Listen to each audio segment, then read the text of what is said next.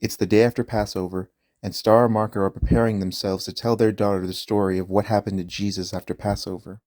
So, Daddy, will you finally tell me how this holiday has anything to do with Jesus? We will, honey.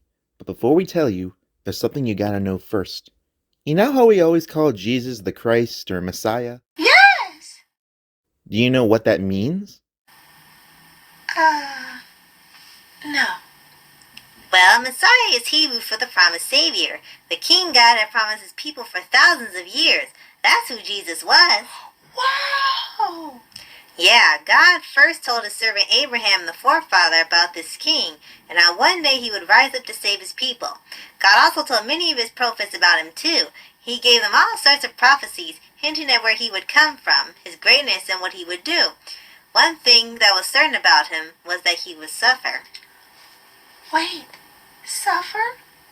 What does that mean? What happened to Jesus? Don't worry, sweetie, we'll tell you, but first we need to pick where we left off. Remember how we told you that Jesus also celebrated the Passover? Yeah? Well, he celebrated it with his 12 disciples, and in the middle of the feast, Jesus told them that one of them would betray him. Betrayed? What do you mean? Who would betray Jesus? Well, a little before the feast, Judas Iscariot, one of the disciples, made a deal with the Pharisees, the religious leaders who hated Jesus. They promised to give Judas 30 pieces of silver if they would tell them where Jesus was, for they wanted to arrest him and question him. And at the feast, after Jesus said that there was a traitor, Jesus told Judas to do what he was going to do quickly. So Judas left to get the soldiers to arrest Jesus.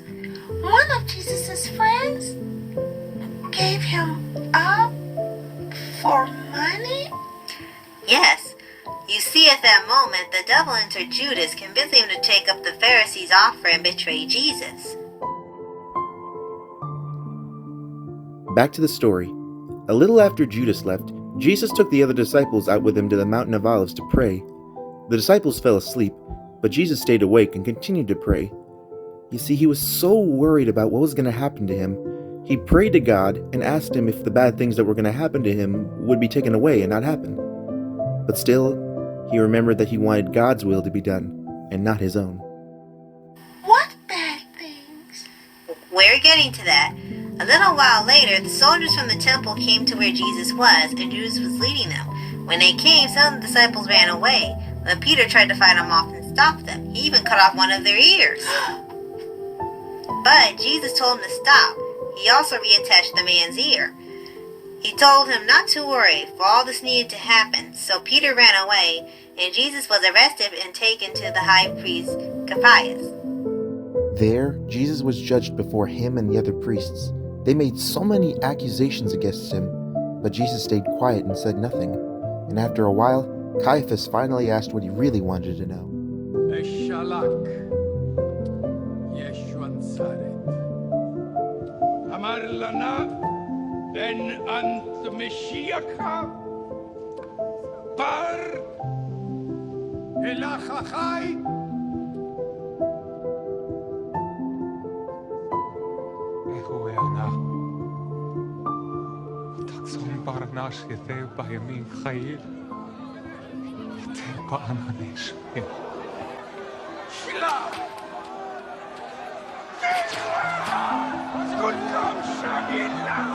Blasphemy? That means to take something that is holy and say something bad or wrong about it. In this case, the Pharisees were saying that Jesus was doing bad by lying about being God's son. But he is God's son. He is, but the Pharisees didn't believe that. They thought Jesus was just an ordinary man saying it. And back then, that was no little thing. In those days of ancient Israel, if someone was caught lying about something like that, it was bad enough to sentence you to death. Which unfortunately Jesus was. Oh no, Jesus! The next day, the Pharisees went to see the Romans. Huh? Why did they need to see them? Well, remember how we told you Rome was in control of Israel at that time? Yeah? Well, the law stated only the Romans were allowed to sentence someone to death. So they went to the Roman governor of Jerusalem, Pontius Pilate, to have him execute Jesus for them. When they went to Pilate, they made the same accusations about Jesus, saying that he was tricking the people, telling them to refuse the law and not to pay taxes to the emperor. Then Pilate talked privately to Jesus.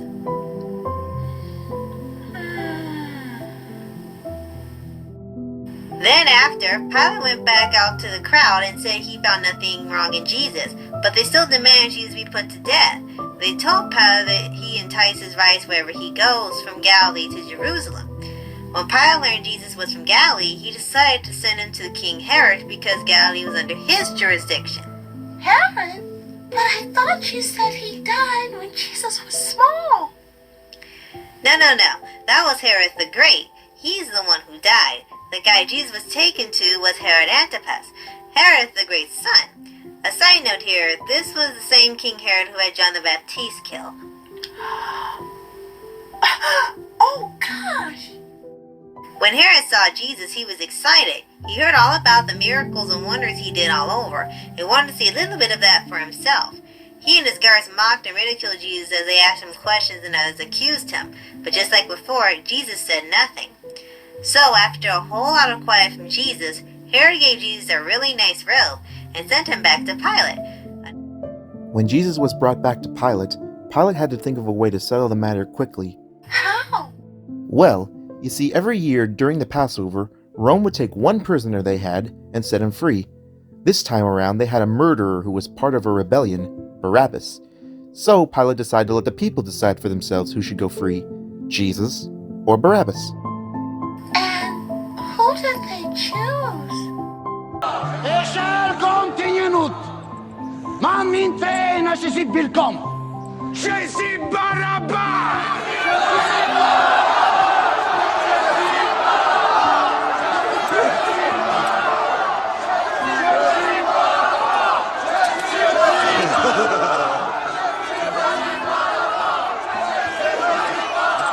Liberate-o! They chose Barabbas over Jesus? But he was a murderer. Sadly, yeah. The Pharisees convinced the crowd to vote for Barabbas instead of Jesus, made them think Jesus was worse than him. So the people wanted to put him to death. But Pilate knew deep down that Jesus did nothing wrong, so he decided to just have Jesus flogged, then released. Flagged? Flogged, sweetie. That means they had to beat Jesus. A lot. Oh no. How did they do it? They did it by hitting him with a lot of these leather whips that had shards of bone and metal on the tips. Each lash covered marks in Jesus' flesh, which made stripes on his skin. How badly was Jesus hurt?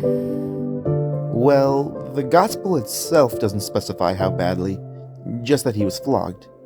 But we do get a pretty good idea of how badly in Isaiah 52. What does it say? Just as there were many who were appalled at him, his appearance was so disfigured beyond that of any human being, and his form marred beyond human likeness. So, you mean? Yes, Jesus was hit so many times with those whips, he didn't even look like a person anymore. And if that wasn't horrible enough, afterwards some soldiers did some more bad things to him. They made this crown out of some thorns and jammed it onto Jesus' head. Then they put a purple robe on him and hailed Jesus as a king, only to make fun of him. And they kept doing that as they kept hitting him with these sticks and spitting on him.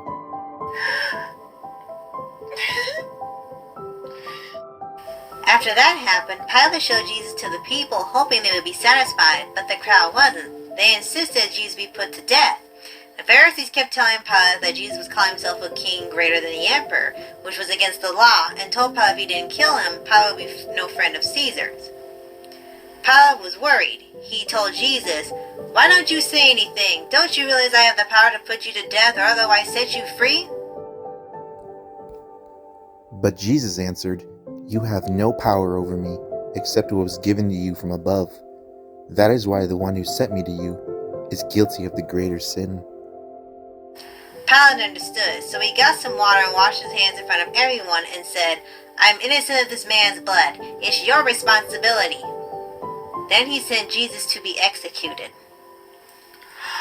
Oh no! What did they have him die of? Jesus had to die in the most painful way possible. Crucifixion. What's that?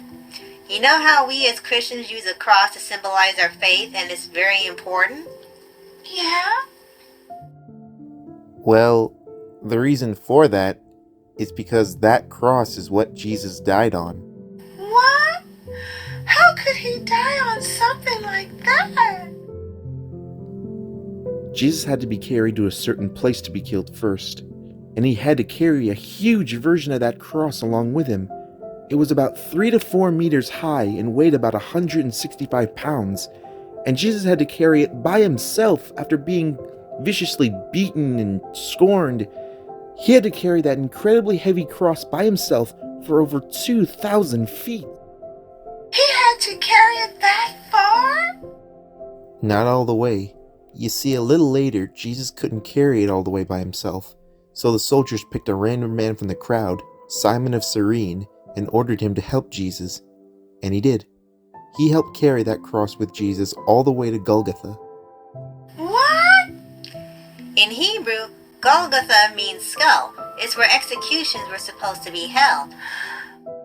When Jesus got there, 2 other prisoners, thieves, were supposed to be executed along with him. Jesus was offered a cup of wine mixed with myrrh, a spice to help dull the pain, because dying by crucifixion was especially painful. But Jesus refused it.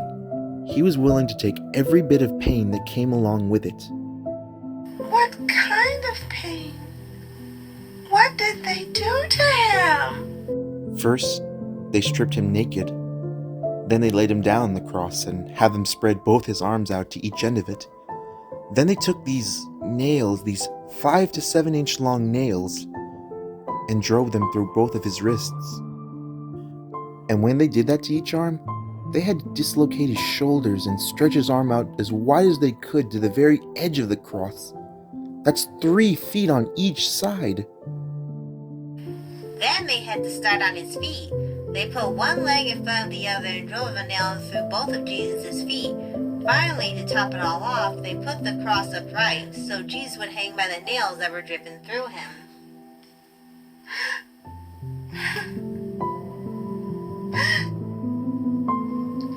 Oh, Jesus. Yes, it was very painful. In fact, it was so bad on his body, Jesus had to push on the nails and hop up and down on that cross just to breathe. He hung there for hours. Above him on the cross hung a sign that Pilate wrote. It was written in Hebrew, Greek, and Latin, Jesus of Nazareth, King of the Jews. And below him, a bunch of things went on. There were Roman soldiers bedding over his clothes, there were people mocking and making fun of him, and there were also the priests mocking him, saying, "He saved others, let him save himself. Let us see him get down from that cross, and then we'd believe him." And did he? No. He physically could, but he just didn't. And after all that, all the pain they did to him, all the things they said, do you know what Jesus said about the people who did that to him? He told them that they were all going to get punished for what they did? No, he turned to heaven and said to God, "Forgive them, Father, for they don't know what they're doing." Even after all they did to him, he still wanted God to forgive them. Whoa. Later, one of the thieves that was crucified with Jesus mocked him too, saying, "Aren't you the Messiah? Save yourself and us too." Immediately after, the other criminal who was crucified rebuked him, saying, "Don't you fear God? We received the same sentence he did, but he has done nothing wrong." Then he turned to Jesus and said, "Remember me, Jesus, when you become as king." Then Jesus answered the man, "Truly I tell you, today you will be with me in paradise." And throughout that time, 3 women close to Jesus witnessed these things happen to him. Mary, the wife of Clopas, Mary Magdalene, and Jesus' own mother, Mary. Jesus' mom saw all that happened to him? Yeah, as a mother, I can only imagine what was going through her mind. Not just how horrible it was to witness her own son getting hurt so bad, but to also accept that all this had to happen to him. Yeah. And when Jesus saw his mom, he said to her and his disciple John, "Mother, take John as your son, and John, take my mother as your mother." And at that moment, John took Mary back to his home. Later in the ninth hour, Jesus shouted, "Eli, Eli, lema sabachthani." Then the people said, "Look, he's calling Elijah. Let's see if Elijah will save him." What? Oh, when Jesus shouted Eli, the people thought he was calling out to the prophet Elijah. But actually, Eli translated to God in his own language. So actually, Jesus was saying, my God, why have you abandoned me?" But why would Jesus say that? God would never leave him. He's his dad. Honey, it's time you know why Jesus was really up there. Do you know why we call Jesus the Lamb? No. Why? Because a long time ago, when people needed to pay for their sins, they had to give a spotless lamb to their priests and have it sacrificed to God in order for its blood to cover your sin. The thing is, that was only enough to cover one person's one sin, so they had to constantly do this. That's why God gave us Jesus. He was meant to be that lamb to cover people's sin, but not just one person's one sin. You see, Jesus was so holy, so righteous, that his blood was enough to cover every person's every sin. So now all we need to do is accept Jesus as our Lord, and we will be saved. But in order for him to be sacrificed, he had to die that way on the cross. So brutally, so painfully. For you see, everyone deserved that to happen, what happened to Jesus.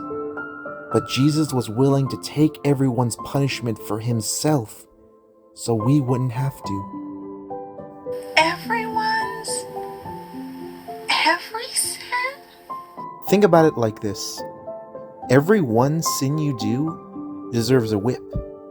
But instead of you taking it, Jesus took it. Anyways, back to the story. The reason why Jesus shouted it is because at that moment, all of the world's sin was on him. He could only sense God's judgment. Then, close to noonday, a dark storm appeared before them. Then Jesus said, "I'm thirsty." So the Romans took a sponge, soaked it with sour wine, put it on a stick, and gave it to Jesus. But Jesus didn't take it. Sour wine? It's basically just vinegar. Oh, yeah. Finally, at the last hour, Jesus cried out to God again, saying, "Father, into your hands I give you my spirit." Then, with his final words, Jesus said, "It is finished," then died. At that very second, the whole earth began to shake, and at the same time, the curtain in the room of the Holy Temple of Jerusalem was miraculously torn in two. Again, we'll discuss that later. When the guards around Jesus saw what happened, they were astonished and realized surely he was the Son of God. Later as night came, a rich man and believer in Jesus named Joseph of Arimathea went to Pilate and asked to take Jesus' body. Pilate allowed this and gave him the body. So Joseph took Jesus' body, wrapped it in clean linen cloth that he had just bought, and placed Jesus in the tomb he originally bought for himself. Then, with Mary Magdalene and Jesus' mother watching on the other side, they sealed up the tomb with a large stone and laid him to rest.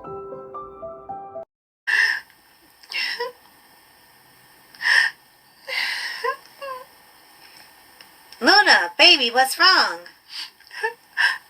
I like Jesus. He was so nice. They killed him. Aw, honey. Luna, Jesus is perfectly fine. Yeah, Jesus is okay. But I know the whole story of his pain, but think about it. What was Jesus made of? Man, And God, Exactly. So knowing that, do you really think a few whips, nails, and a big old wooden cross was enough to put him down for the count? I still don't get it. You said Jesus was killed by all that. You just said he died. Don't worry, honey. This'll make way more sense on Easter.